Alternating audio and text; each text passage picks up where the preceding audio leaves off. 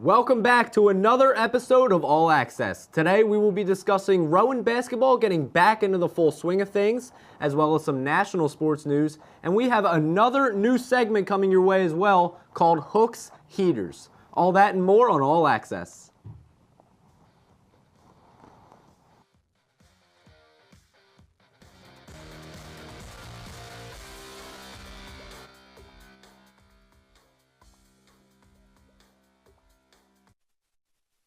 Back to All Access, live from Bozarth Hall. We are here to update you on the most relevant stories in sports today. I'm Nick Rizzo. And I'm Aiden Doherty, and boy, do we have another show for you. Yeah.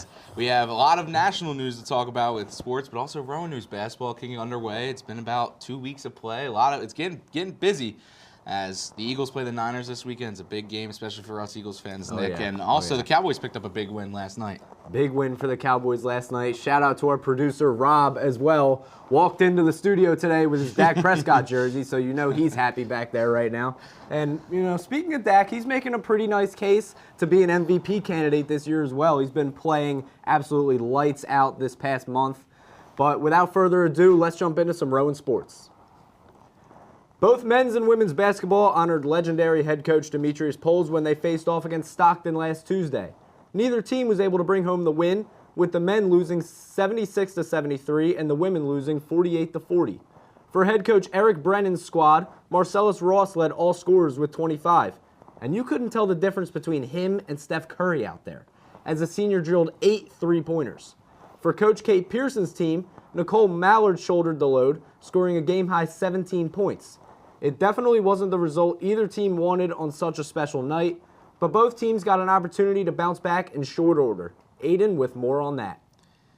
Indeed, as the Rowan men's basketball last weekend took a trip to Virginia, and it started off with a game against Mary Washington. What a game it was, as they picked up a 76-75 overtime win, as Booty Butler looked like Chris Jenkins in the 2016 national title game, as he hit a game-winning three from the right wing with 2 seconds to go. Jazir Knoll kept them in it with 26 points along with 10 rebounds. And the next day, though, they had a tough test against the number 1 ranked Christopher Newport, and a tough test indeed, as they lost 83-73.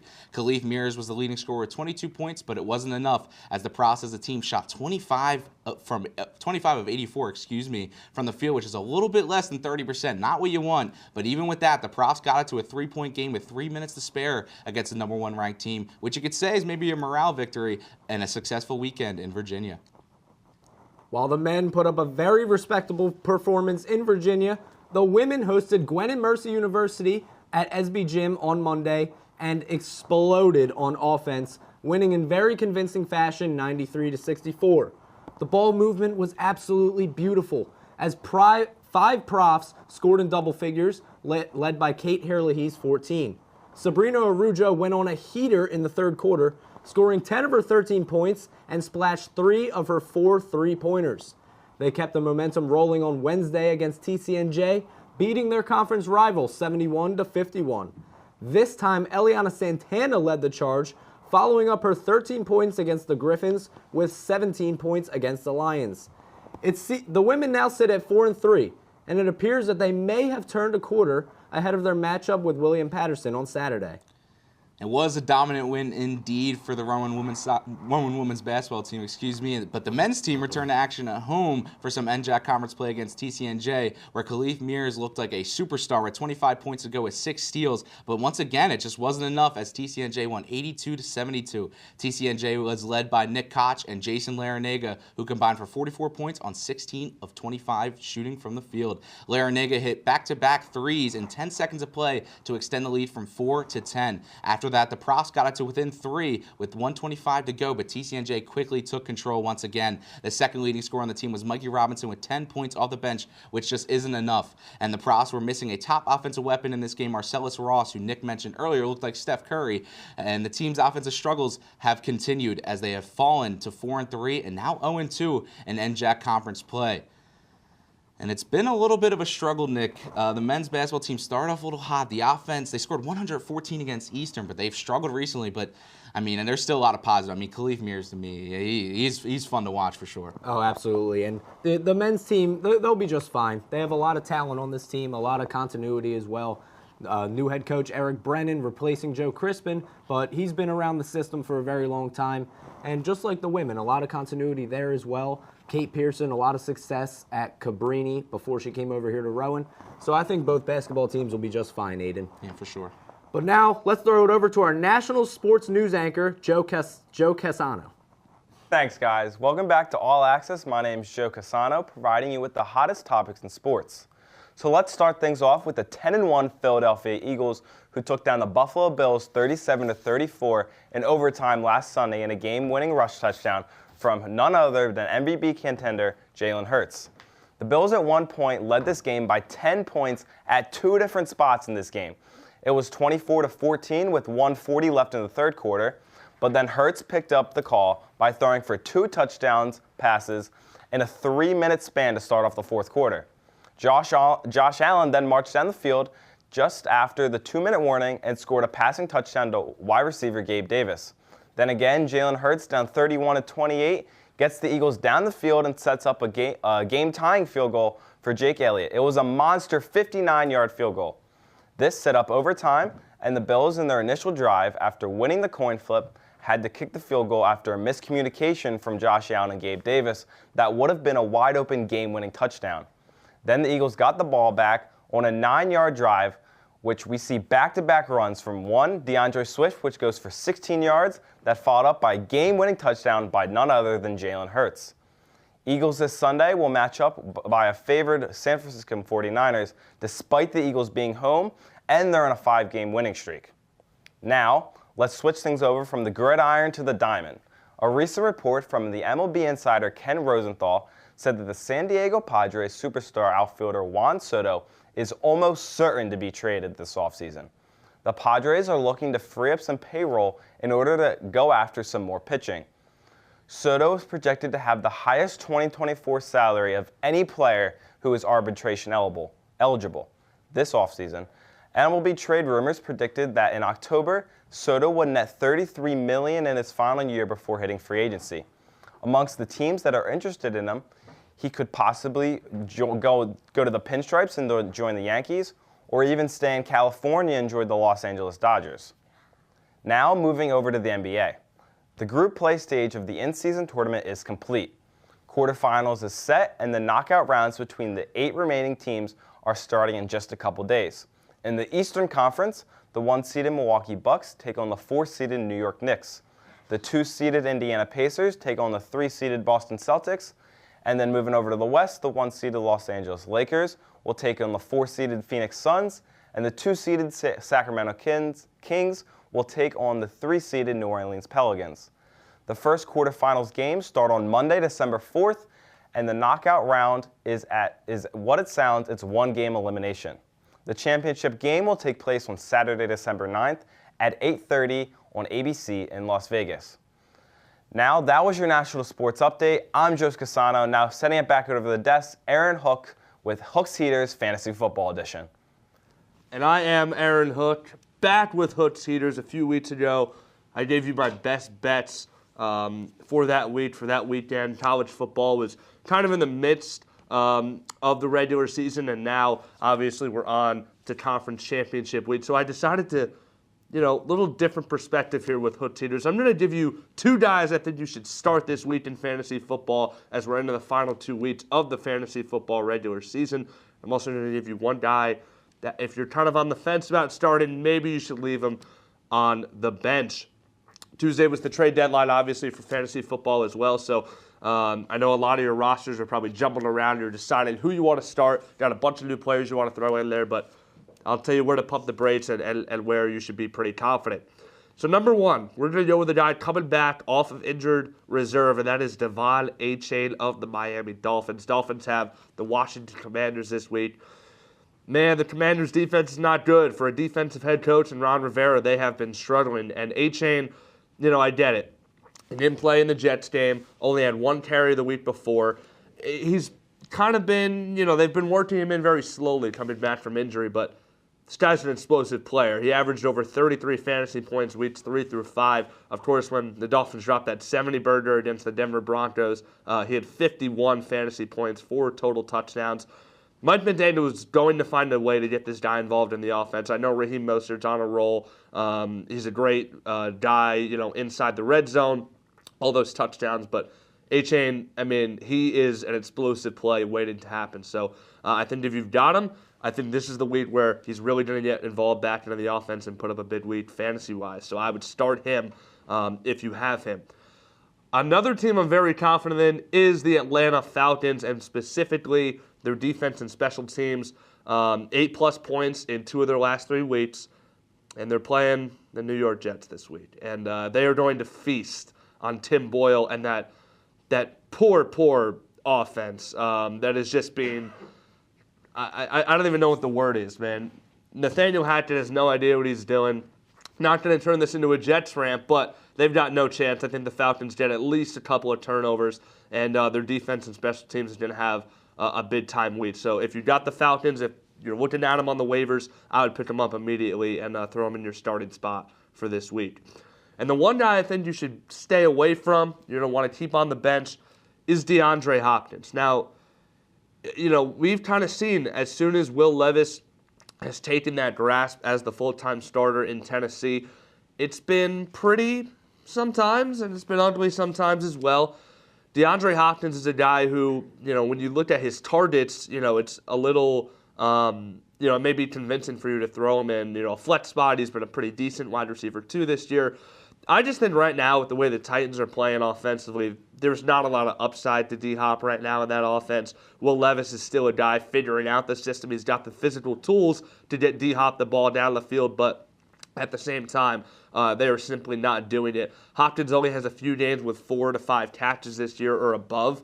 The last couple weeks he's been quiet, only 1 reception last week. And so, look, I think D-Hop, he's been a decent option this year, but you can find better even on the waiver wire and in some less crowded leagues. So those are 2 guys I think you should start this week in fantasy football, and DeAndre Hopkins I think you should probably keep to the wayside. So that is it for Hooks Heaters this week. I hope you all enjoyed the switch up to fantasy football, and we're going to take a quick break here on All Access. We'll be back with more after this.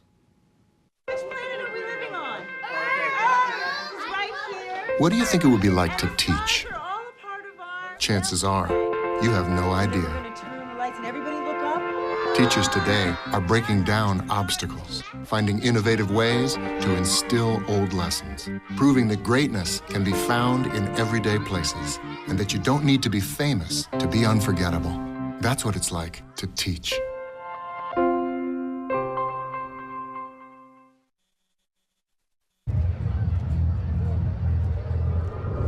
Looking for these?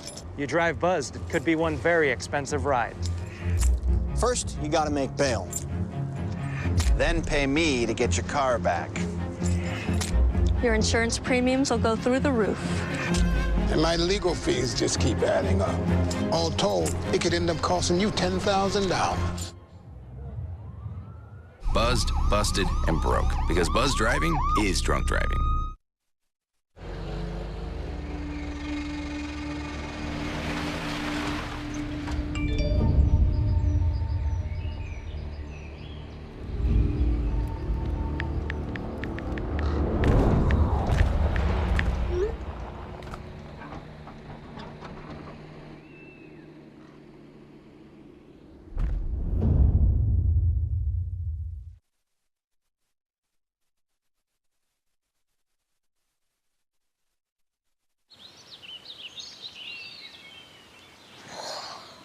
Oh, look, a redhead.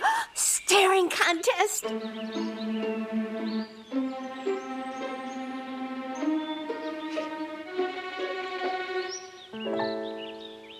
You still got it. I know. Come alive with the forest. The dad was cute. You were looking right at us. Visit discovertheforest.org to find a forest near you. They told me a bottle couldn't dream. That I would never become a superhero.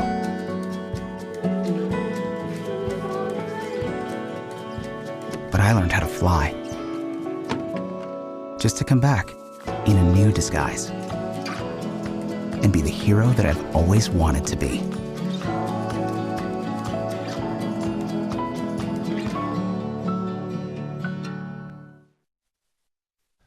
Hey guys, welcome back to the banter segment here on All Access. I'm here with Jordan and Josh. Well, I got good news today, boys. Greg is not here, so it's up for grabs. So let's start off with the first topic here. Who do you guys think is the NFL MVP? I personally think that it's either Dak Prescott or Christian McCaffrey. I know Jalen Hurts is a popular pick, but I don't know. I feel like Dak is more of a game manager in a sense where he's beating the bad teams by a lot. And Jalen Hurts he's just been kind of, floating around. He's really good, but I like Dak. Okay, I'm in the same boat with you, but I'm going to go with Hurts. Why I say Hurts? Because at the same time, I feel as though Hurts has the momentum on his side. I agree. Hurts has the fire. When you depend on somebody late in the game, you can depend on Hurts. Do you depend on Prescott, though?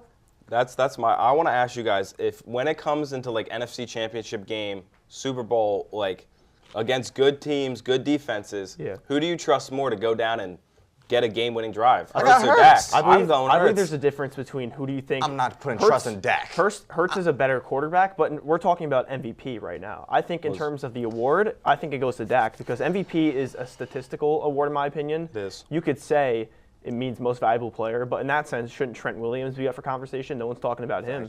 He's the best, one of the best offensive linemen in football. I do want to say I'm 100% staying on business regarding Hurts. Okay, I like Hurts, but you got to realize that I don't want to say Dak, but at the same time, Dak has putting up numbers. But at the same time, can he play like this for the rest of the season? I agree. Because this depends on performance. Right. MVP is nothing. That's just a simple reward. This is all depending on can he perform in the playoffs. You know how Dak is in the playoffs. I do know. We've seen this. Dak everybody's seen it. It's questionable. I do like the Eagles to beat them ultimately if they face in the divisional round. But if we're talking just purely MVP, I got to go Dak. Early.